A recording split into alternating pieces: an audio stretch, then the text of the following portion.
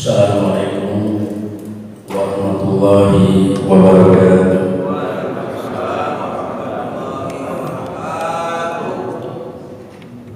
Alhamdulillah, alhamdulillahilladzi hadana li hada wa ma kunna linahtadiya lawla an hadana Allah. Asyhadu an la ilaha illallah wahdahu la syarika lah wa asyhadu anna Muhammadan abduhu wa rasuluhu la nabiyya ba'dahu. Wallahu ta'ala fi kitabil karim, ya ayyuhalladzina amanu taqullaha haqqa tuqatih wa la tamutunna illa wa antum muslimun. Sadaqallahu adzim.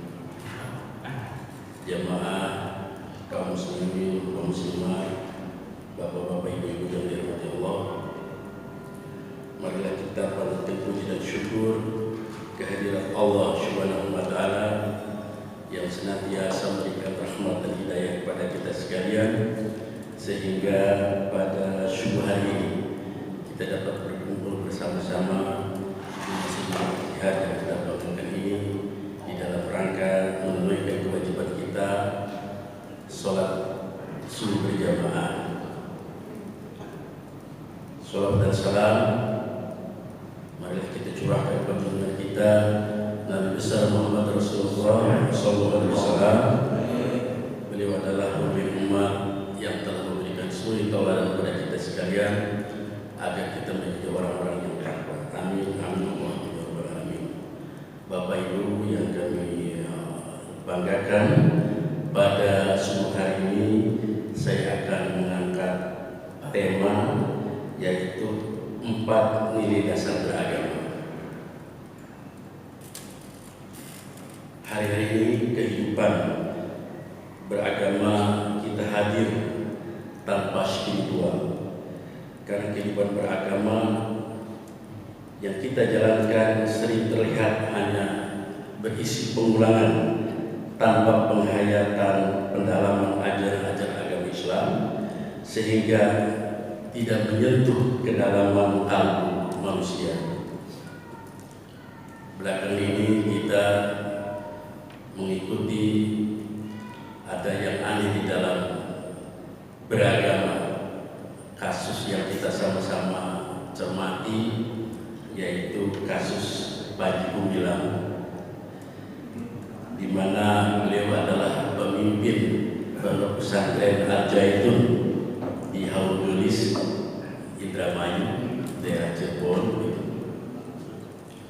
Padahal beliau latar belakangnya adalah alumnus dari Gontor dan lulus dari UIN, Sarjana Jakarta.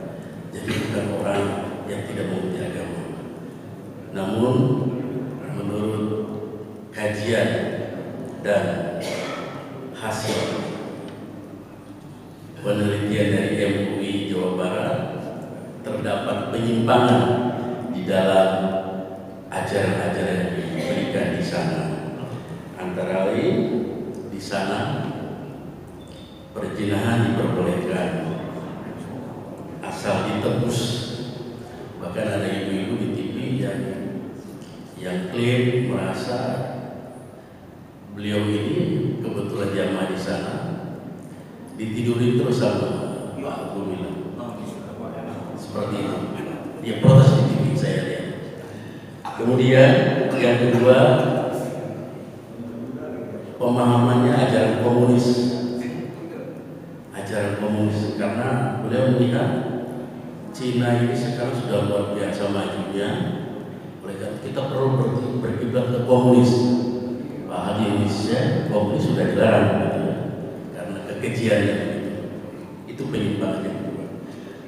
Penyimpangan yang ketiga, menganggap bahwa Indonesia ini adalah tanah suci. Kita tidak perlu pergi ke Mekah, karena itu adalah suci. Nah, ini ngawur ini sudah. Yang berikutnya adalah wanita boleh menjadi imam. Bahkan di TV terlihat sejajar waktu sholat dengan laki-laki. Ini di luar ajaran kita. Yang berikutnya adalah menafsirkan Al-Quran secara serampangan, tidak mengikuti aturan aturan-aturan yang ada di dalam kaidah-kaidah Islam.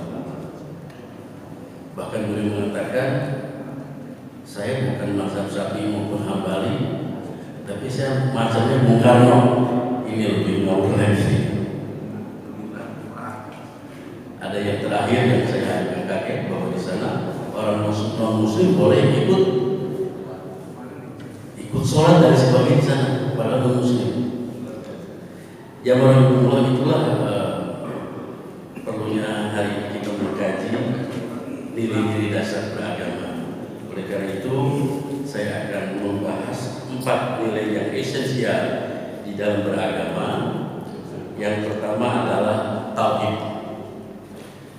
Yang kedua adalah al-ittibah atau patuhan atau mengikuti ajaran-ajaran. Yang ketiga adalah al-tasyir atau kemudahan. Yang keempat, nilai dasar adalah maslahah. Mari kita kaji secara bersama-sama. Tauhid ini adalah nilai dasar yang mengajarkan kepada kita bahwa satu-satunya wujud mutlak adalah Allah,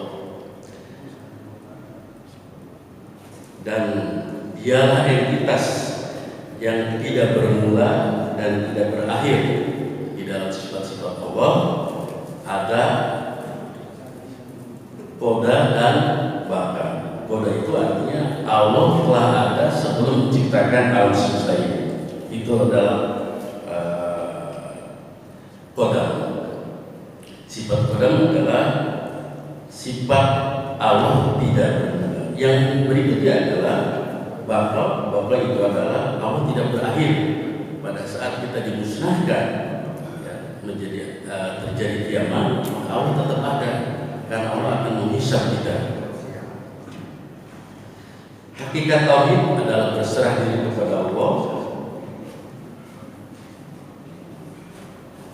Jadinya bahwa sholat, hidup, mati kita semuanya berorientasi hanya kepada Allah dan karena Allah. Allah berfirman di dalam Al-Quranul Karim, surat Al-An'am ayat 162, Qala inna sholati wa nusuki wa mahyaya wa mamati lillahi rabbil alamin.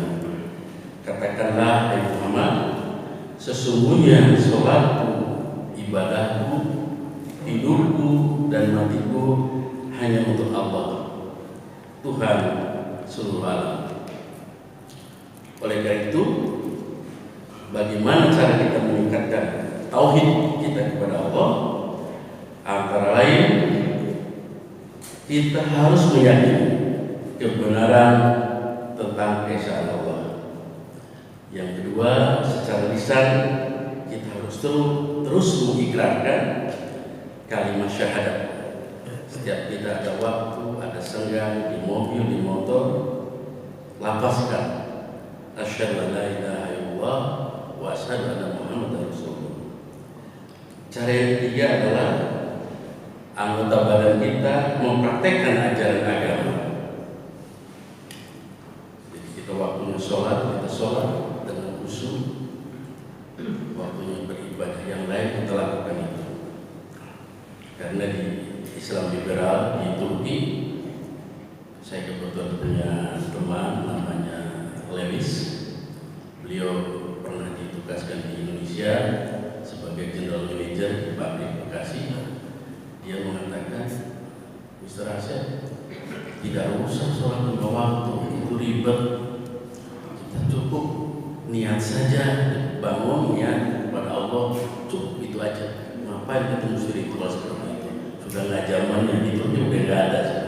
Itu adalah Islam liberal. Tapi dia bisa baca Al-Quran bagus, tapi dia nggak pernah sholat. Sholatnya cuma Jumatan saja. Kalau Jumatan ya pergi dengan karyawan. Ini adalah Islam liberal yang berkembang di Turki. Yang kedua adalah al-ittibah, artinya mengikuti. Nilai dasar agama yang ingin mengumpulkan tentang pentingnya setiap muslim selalu mentaati seluruh ajaran, seluruh larangan-larangan kita jangan ikuti, kemudian apa yang diperintahkan oleh Allah juga kita harus ikuti. Kemudian kita meneladani, mengikuti apa yang disunahkan di dalam hadis Rasulullah SAW.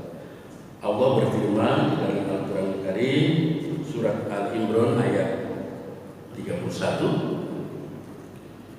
Qul in kuntum tuhibbunallaha fattabi'uni yuhibbukumullahu wa yaghfir lakum junubakum wallahu ghafurur rahim. Katakanlah, jika kamu benar-benar mencintai Allah, ikutilah aku, niscaya Allah akan mengasihimu dan mengampuni segala dosa-dosa. Allah Maha Pengasih lagi Maha Penyayang. Oleh karena itu, tujuan di dalam ittiba ini adalah untuk mendapatkan hidayah dari Allah.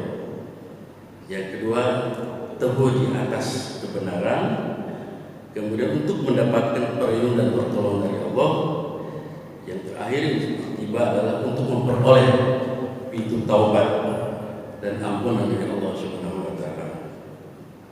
Jemaah Allah, nilai dasar beragama yang ketiga adalah al-tasyir, yaitu kemudahan. Nilai dasar ini merupakan prinsip penting di dalam Islam, diberikan Allah agar manusia tetap bersemangat dan tekun di dalam beribadah dan juga di dalam menjalankan agama walaupun dalam keadaan sulit. Beberapa contoh implementasi dari kemudahan ini, dari at-tasyir ini adalah pada saat kita mau sholat, kita harus mensucikan diri dengan berwudu. Namun dalam keadaan sulit seperti kita sedang berada di pesawat, kita bisa bertayamum. Itu adalah kemudahan yang diberikan. Kemudian saat puasa Ramadan, kita sakitnya luar biasa sehingga kita tidak berpuasa, maka Allah berikan kemudahan kepada kita untuk qada.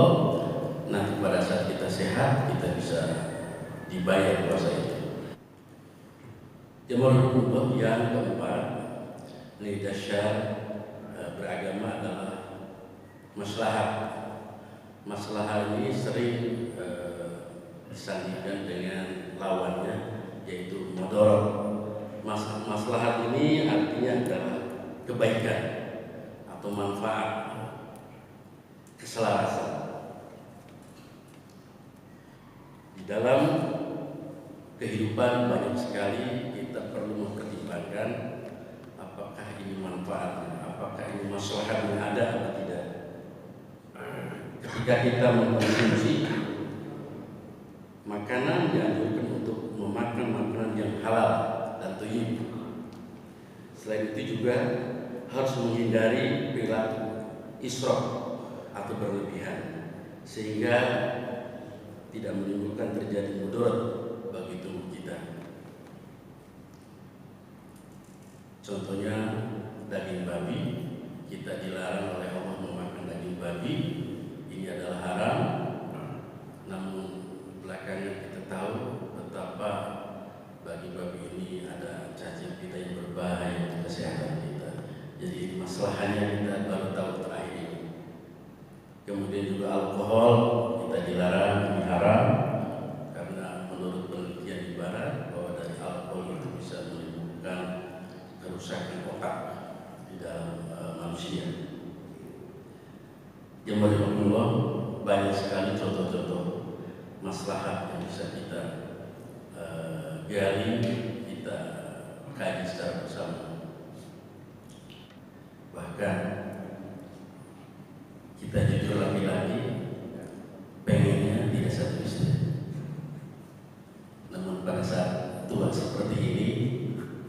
ada keterbatasan uang, juga tidak ada pensiunan gaji 4 juta, pura-pura buat istri kedua, istri yang satu saja sudah ngomel-ngomel, tenaga juga sudah loyo. Oleh karena itu di dalam kasus ini lebih banyak mendorongnya kepada istri juga daripada satu. Oleh karena itu sekali lagi mari kita kaji 4 nilai-nilai dasar di dalam beragama, yaitu yang pertama tadi tentang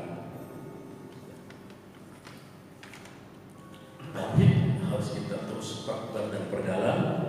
Yang kedua adalah ittiba, yang ketiga adalah tasyir, yang keempat adalah maslahat. Demikianlah jemaah yang rahmatullah yang dapat saya sampaikan pada untuk pagi hari ini. Mudah-mudahan ada manfaatnya untuk saya sendiri dan untuk jamaah sekalian. Nasrullah wa batul qarib wa basyiril muslimin. Wassalamualaikum warahmatullahi wabarakatuh.